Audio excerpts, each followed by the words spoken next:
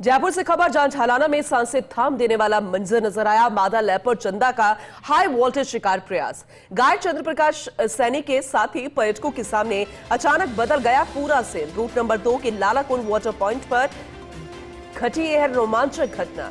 जंगली खरगोश के पीछे बिजली की रफ्तार से दौड़ी मादा लेपर्ड चंदा। शिकार असफल, लेकिन कुछ सेकंड्स में रोमांच से भर गया पूरा जंगल। और उसी शाम बिग मेल बहादुर और फ्लोरा के शावकों की भी साइटिंग नजर आई।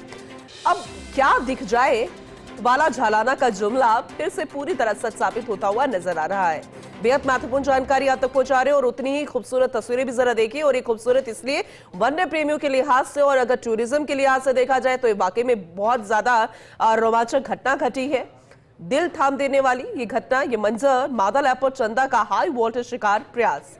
गाइड चंद्र प्रकाश सैनी के साथ पर्यटकों के सामने अचानक ही यह पूरा रोमांचक घटनाक्रम सामने आ गया। लेकिन और बेहतर तरीके से इसे समझने की कोशिश करेंगे। हमारे साथ एसोसिएट एडिटर निर्मल तिवारी जुड़ चुके हैं, उनका रुख करते हैं। निर्मल जी, सुप्रभात। और ये वाकई में बेहद महत्वपूर्ण, क्योंकि एक बार फिर से अब झालाना के लिए कहा जाएगा वो जुमला कि ना जाने क्या दिख जाए। सुप्रभात पूनम, निश्चित तौर पर देखिए, न जाने क्या दिख जाए, ये तो निश्चित तौर पर झालाना पर सटीक बैठता है, क्योंकि पल पल पर यहाँ पर रोमांच है। हर पग पर ऐसे रोमांचक दृश्य देखने को मिलते हैं जिससे पर्यटक अवाक रह जाते हैं। इसीलिए उसको जादुई झालाना कहा जाता है, क्योंकि झालाना का जादू पर्यटकों के सर चढ़ करके बोलता है। ये जो दृश्य हम दिखा रहे हैं कल शाम की सफारी का है। रूट नंबर 2 का जो लास्ट पॉइंट है, वो जो एंड पॉइंट, उसको लालाकुंड बोलते हैं। उसको लालाकुंड वाटर पॉइंट के पास चंद्र प्रकाश सैनी और उनके गेस्ट जो थे जिप्सी में इस बात का इंतजार कर रहे थे कि कहीं कुछ दिखे।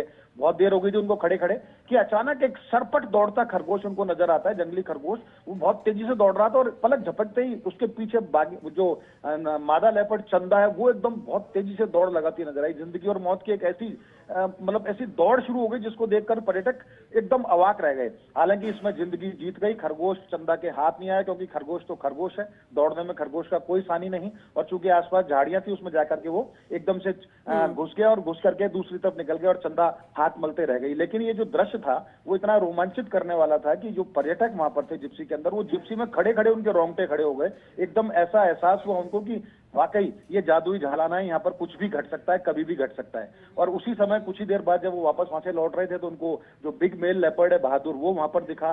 जैसे ही वो गेट पर आते हैं, सफारी जब समाप्त होने लगी थी सफारी का समय, जैसे 1 नंबर गेट पर आता है तो वहाँ फ्लोरा के 3 शावक उनको नजर आते हैं घास के अंदर अटखेलियां करते हुए। तो निश्चित तौर पर झालाना का जादू तो अलग ही है। और यहाँ के जो रेंज अधिकारी है जितेंद्र सिंह शेखावत और पूरी टीम लगातार इसी कोशिश में रहती है कि यहाँ वाइल्ड लाइफ का प्रॉपर मैनेजमेंट हो, क्योंकि इस समय गर्मी शुरू हो चुकी है।